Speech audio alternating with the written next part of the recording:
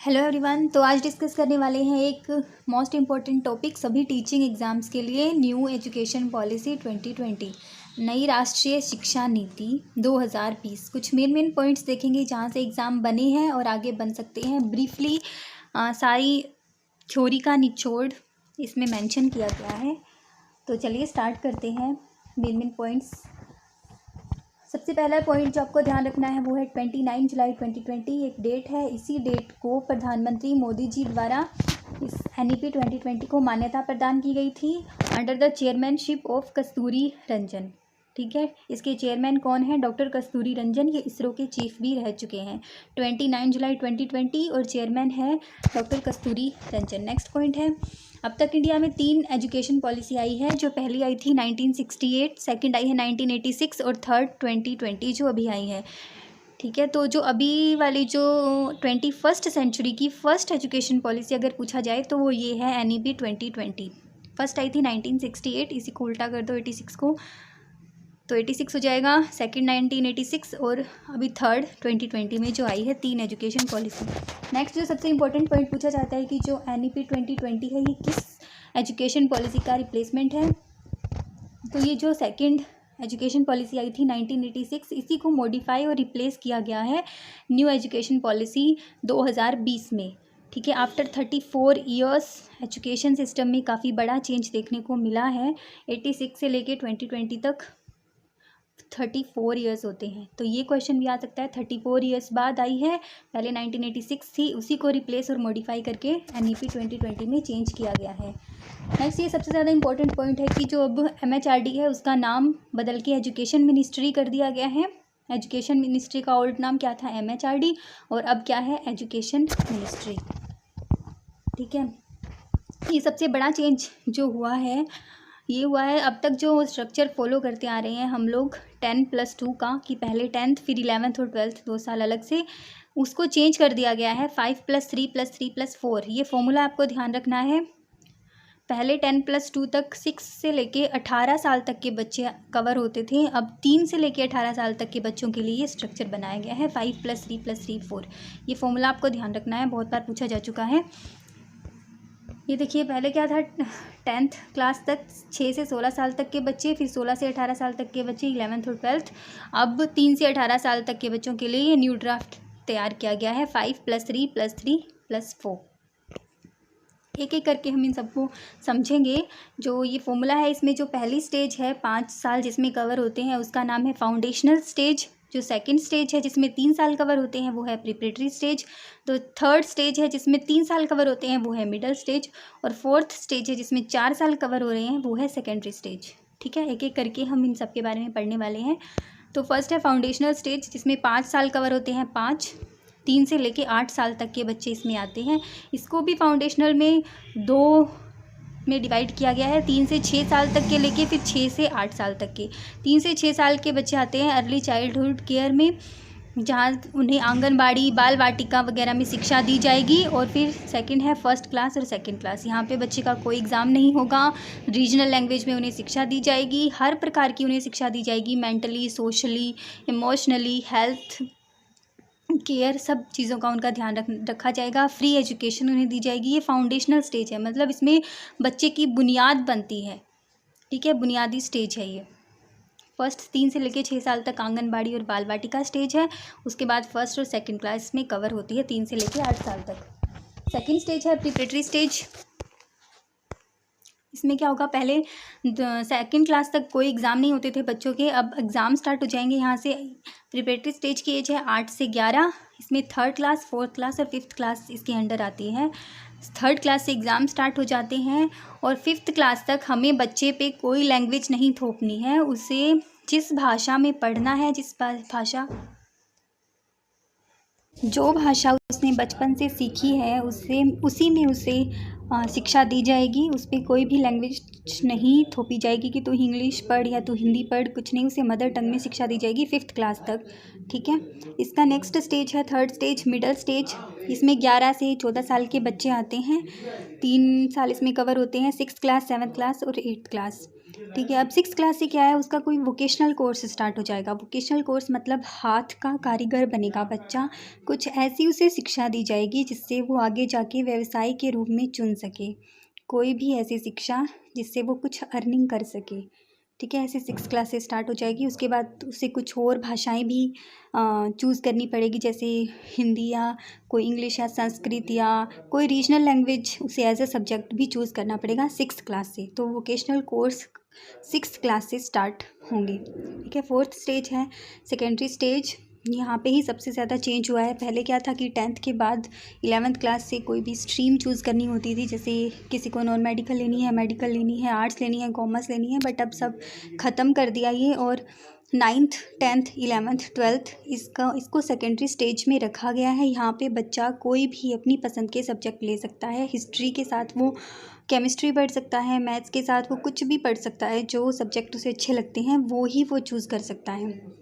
कोई मैंडेटरी नहीं है कि बायो लेनी है तो फिज़िक्स लेनी है, ऐसा कुछ नहीं है। जो सब्जेक्ट उसे पसंद है वो ही सब्जेक्ट वो चूज़ करेगा।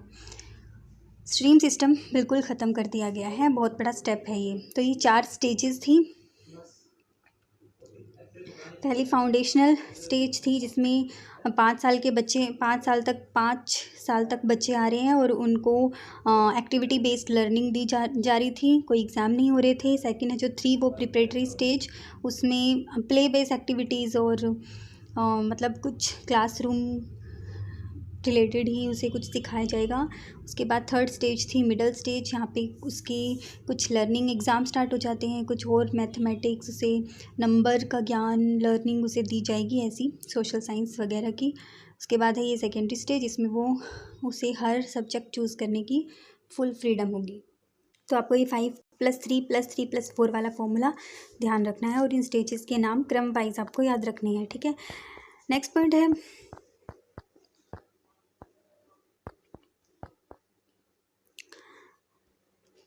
एजुकेशन के बाद उसका जो असेसमेंट किया जाएगा वो 360 डिग्री होगा। उसका चहुमुखी असेसमेंट किया जाएगा। उसे मतलब कोई स्टडी का उसे ग्रेड कार्ड नहीं दिया जाएगा।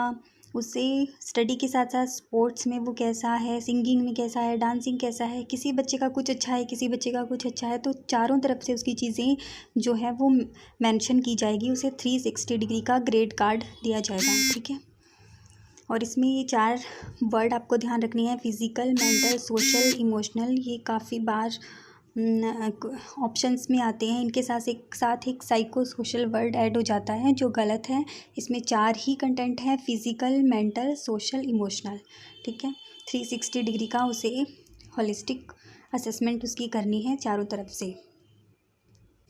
फिज़िकल, मेंटल, सोशल, इमोशनल, ये 4 वर्ड आपको ध्यान रखने हैं। नेक्स्ट है ये जो 360 डिग्री का असेसमेंट दिया जा रहा है, ये किस स्कीम के अंडर है? ये परख ये एक स्कीम है, इसी के अंडर आता है होलिस्टिक 360 डिग्री होलिस्टिक जो डेवलपमेंट है, जो असेसमेंट है।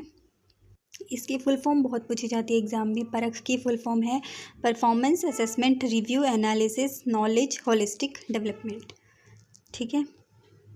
परख की फुल फॉर्म आपको ध्यान रखनी है, बहुत बार पूछी जाती है। इसी के अंडर है 360 degree holistic assessment. Next point है हाँ, रोट लर्निंग को बिल्कुल भी यूज़ नहीं करना है। कंसेप्चुअल अंडरस्टैंडिंग हमें बच्चों में क्रिएट करनी है। उसके चारों तरफ के एनवायरनमेंट के हिसाब से उसे एजुकेशन देनी है। उसको बाहरी दुनिया की नॉलेज भी देनी है। ठीक है। कंसेप्चुअल वो कंसेप्ट को समझेगा, बहुत अच्छे से अपनी ब्रेन स्टॉर्मिंग करेगा, ऐसी एजुकेशन हमें उसे देनी है। नेक्स्ट पॉइंट है जो असेसमेंट होगा वो फॉर्मेटिव होगा, वो सबमिटिव नहीं होगा। सबमिटिव मतलब एग्ज़ाम के सेशन के एंड में उसके एग्ज़ाम नहीं ले जाएंगे, साथ साथ ही उसका इवैल्यूएशन किया जाएगा। मतलब कुछ पढ़ा दिया और फिर उसमें से क्वेश्चन पूछ लिए ताकि उसका उसी टाइम उसे उस चीज़ की नॉलेज मिलती रहे, उसने कितना पढ़ा है, उसका इवैल्यूएशन होता रहे। तो फॉर्मेटिव इवैल्यूएशन पे जोर दिया गया है NEP 2020 में। और कॉन्टीन्यूस इवैल्यूएशन होगा, लगातार उसका इवैल्यूएशन होगा। ये नहीं कि साल के एंड पे उसके एक बार एग्ज़ाम ले लिए और हमें पता ही नहीं कि वो क्या सीख रहा है क्या नहीं सीख रहा। उसके बीच बीच में छोटे मोटे एग्ज़ाम्स होंगे। इसको बोलते हैं फॉर्मेटिव असेसमेंट और कॉन्टीन्यूस इवैल्यूएशन। उसके बाद है ये 5 इंपॉर्टेंट टर्म हैं, पिलर्स हैं ये न्यू एजुकेशन पॉलिसी में 5 टाइप के पिलर्स दिए हैं कि एजुकेशन के लिए बहुत ज़्यादा इंपॉर्टेंट है। सबसे पहले होना चाहिए एक्सेस। एक्सेस मतलब पहुंच। हर बच्चे की किसी भी, चाहे वो किसी भी जाति धर्म का है, कोई भी गरीब है अमीर है, हर बच्चे की एजुकेशन तक अच्छी पहुंच होनी चाहिए। हर बच्चे तक एजुकेशन पहुंचेगी, इसको बोलते हैं एक्सेस। उसके बाद इक्विटी, हर किसी बच्चे को समान टाइप की शिक्षा दी जाएगी। इक्विटी, फ्री शिक्षा दी जाएगी और हर जो शिक्षा दी जाएगी उसमें क्वालिटी होगी। ऐसे ही नहीं बोला जाएगा, उसे बिल्कुल हर तरह की शिक्षा दी जाएगी, हेल्थ की, मेंटल, सोशल, हर टाइप की उसे क्वालिटी फुल एजुकेशन उसे दी जाएगी। फोर्थ है अफोर्डेबल, कोई भी बच्चा उसे अफोर्ड कर सके ऐसी शिक्षा दी जाएगी। 3 से 18 साल तक तो फ्री ही है।